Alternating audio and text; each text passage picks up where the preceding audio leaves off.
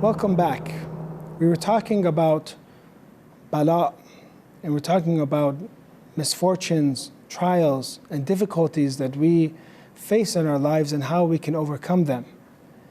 We said that when a person realizes that there is a purpose to this bala, that is the essence of the solution of how to deal with our calamities. That we know there's purpose and we know there's reward. Imagine if a person lived life and he didn't believe in God. He didn't believe in a wise creator. He didn't believe in a commanding Lord. And that all these different factors from the beginning, when you're a baby, from being hungry and thirsty and being in pain, until when you become an adult and you have your own different trials and tribulations. You see that life is filled with such great pain, but you don't know where that pain is coming from and what is the purpose of it. Imagine how deep in darkness a person would be and how confused they would be and how weak a person would be.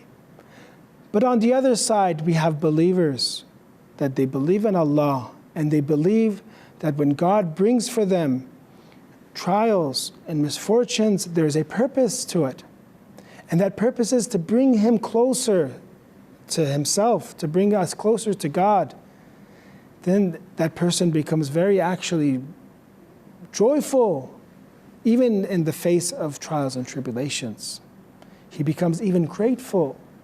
He becomes so spiritual that he realizes that everything from God, either if we see it as good or if we see it as bad, all of it is good for us because he is taking us towards himself and is removing us from the nafs, the desires, the ego, the greatest barrier between us and God.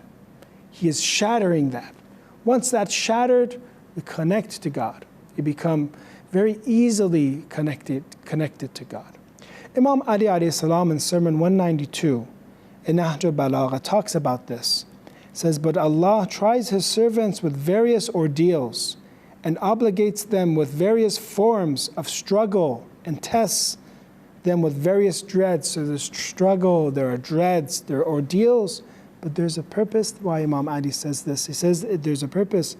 إخراجا لتكبر من قلوبهم, in order to eradicate vanity from their hearts. Takabbur and arrogance, the same attribute of Satan, to take the Satan away from us, to make us humble.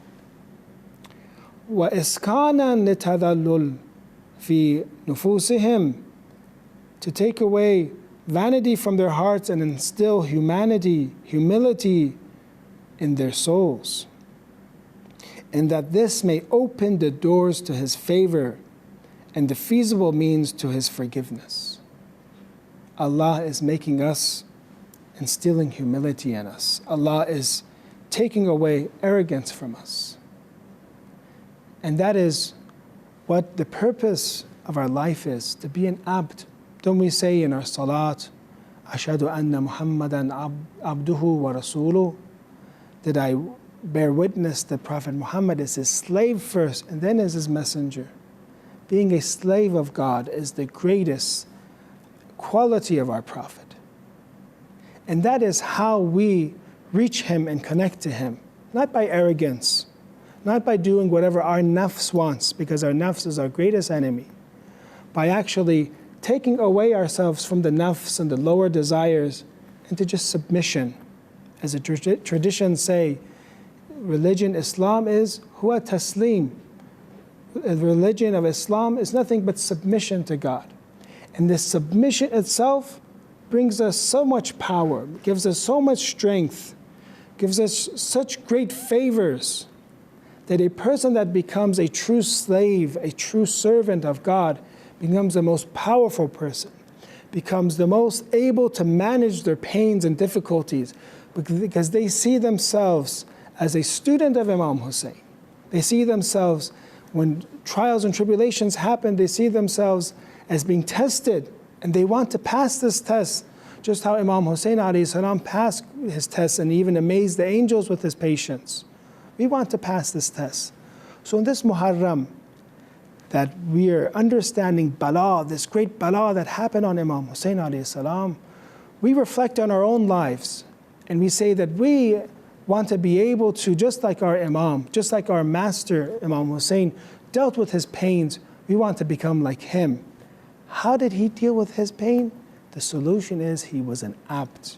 He understood that this bala is for a purpose, and that purpose is to increase him more in ubudiyat, in being a slave of God, in being humble in God, and to take away everything else besides God in his heart.